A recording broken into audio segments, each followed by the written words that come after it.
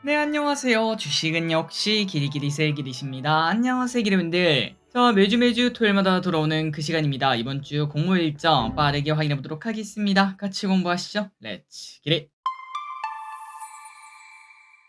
자, 첫 번째입니다. 이번 주에 상장한 친구들 한번 보도록 할게요. 루미르부터 웨이비스까지 총 5개가 있었습니다. 첫 번째 루미르입니다. 데이터가 좋지 않았죠. 그래서 저 기리스엔 패스를 했던 기업이고, 그렇다면 상장 당일 움직임이 어땠나? 공모가 12,000원, 시초가 14,000원, 고가 19,000원으로 쭉 올랐다가 흐앙하고 마무리가 되었습니다. 그리고 보이수는 1개월짜리와 3개월짜리가 10%씩 있다는 거 참고하시면 될 것 같네요. 아마도 대부분 패스하셨겠지만 청약하신 기름분들 좋은 결과 있었길 바랍니다. 그리고 다음입니다. 한캠이라는 기업을 보도록 하겠습니다. 공모가 18,000원, 시초가 32,500원, 시작과 동시에 15,000원에 가까운 수익을 볼 수 있었고, 그리고 고가는 33,300원, 종가는 22,800원으로 쭉 미끄러지고 마무리가 되었습니다. 대부분의 공모주가 이런 차트를 만들어내기 때문에 매번 말씀드리다시피 공모주를 배정받은 다음에 두 번째 날, 세 번째 날 이렇게 매도하는 거는 낮게 팔 확률이 높다는 거 꼭 명심하셔야 될 것 같습니다. 그리고 저기리스는 한 개를 받았고요.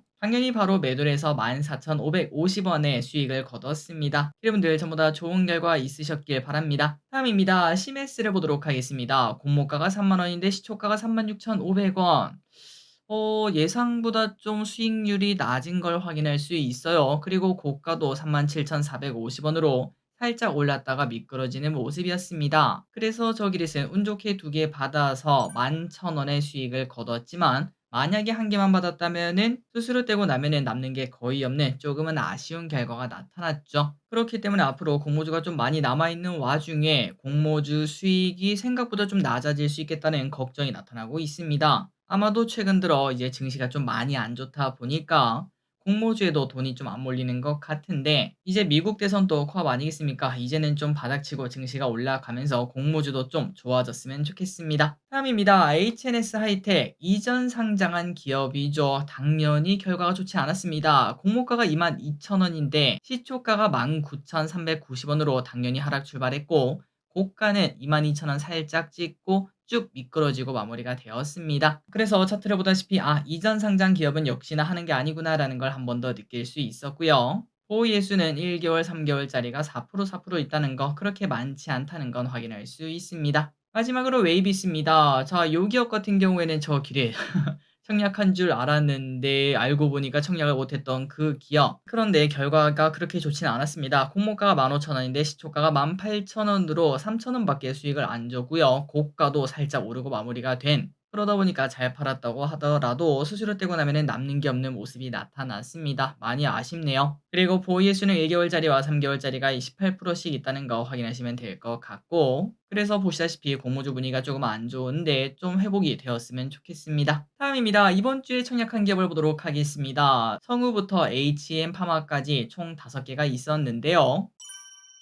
알아보도록 하겠습니다. 일단 성우 청약일은 월요일부터 화요일까지 진행이 되었고, 상장 예정일은 31일 목요일, 기관 의무 확약은 35%로 증가를 했고, 균등 배정 수량은 1.25개, 증거금은 무려 9.7조나 몰렸습니다. 그리고 저기릿은 한 개를 받았고, ESS 전장 부품 관련주인데 요즘 또 테슬라 때문에 ESS가 좀 관심을 받지 않겠습니까? 개인적으로 요거는 기대를 조금 하고 있습니다. 다만 유통금액이 800억이라서 조금 높은 편이긴 한데 테슬라가 많이 뜨겁지 않겠습니까? 그 힘을 받아서 쭉쭉 올라가길 바라고, 그리고 그로 인해서 다른 공모주도 같이 탄력을 받았으면 좋겠습니다. 다음입니다. 에이럭스 이 친구도 좋았죠. 기관 경쟁률은 900대 1, 의무 가격은 0.3%, 그리고 균등 배정 수량은 0.7개고, 드론 로봇에 관련된 기업, 요즘 또 드론이 핫하지 않겠습니까? 개인적으로 이것도 마음에 들었었는데, 그런데 저길이 0.7개면은 받을 법했지만 0개를 받았습니다. 좀 많이 아쉽더라고요. 청약하신 기름들 전부 다 한 주 이상 받길 바라고, 그리고 또 좋은 결과 있기를 바라봅니다. 다음입니다. 탐런 토탈 솔루션을 보도록 하겠습니다. 디스플레이 관련 기업이고,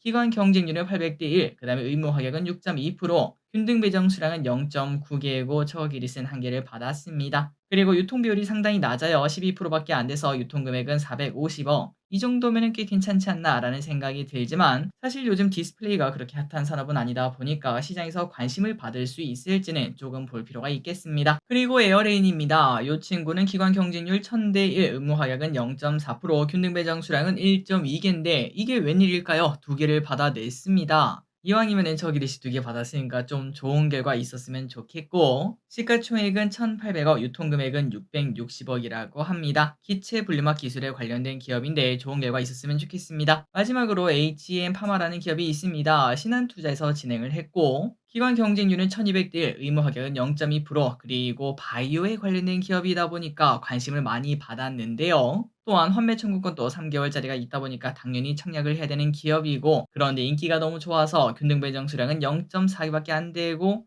이게 결과가 나온 건지는 모르겠습니다. 제가 확인했을 때 저는 영주를 받았는데, 혹시나 신한투자 결과가 나온 건지 아닌지 아시는 분들은 알려주시면 감사하겠습니다. 다음입니다. 다음 주에 상장하는 기업이 있습니다. 클로버, 성우, 에이럭스, 탐런, 토탈 솔루션, 그리고 스펙이 있습니다. 저 클로버십니다. 저 기리스는 한 개를 받았고 증거금은 5조 원이나 몰린 사람들의 관심이 많이 높은 기업이겠죠. 좋은 결과 있기를 바라고, 다만 요즘 들어서 공모주 분위기가 조금 안 좋다 보니까 저 기립 같은 경우는 시초가 매도를 당연히 진행하려고 합니다. 기립분들도 배정을 받으셨다면 일단은 시초가 매도를 한번 해보고, 다만 데이터가 좋다 보니까 혹시나 지금 공모가가 13,000원인데 뭐 15,000원 이렇게 움직인다면은 손실을 조금 감내하더라도 조금 더 들고 가서 이익일 때 파는 전략은 충분히 사용해 볼 수 있겠습니다. 다음입니다. 성우라는 기업을 보도록 하겠습니다. 증거금이 무려 9.7조 원이나 몰렸고 ESS 관련 개인적으로 좀 기대가 되는데요. 이 기업의 공모가는 32,000원이다 보니까 4만원 이상일 때 바로 매도를 진행하시면 될 것 같습니다. 좋은 결과 있었으면 좋겠습니다. 그리고 에이럭스입니다. 드론에 관련된 기업이죠. 과연 어떤 결과가 나타날지 처기리스는 받지 못했는데 좋은 결과 있었으면 좋겠습니다.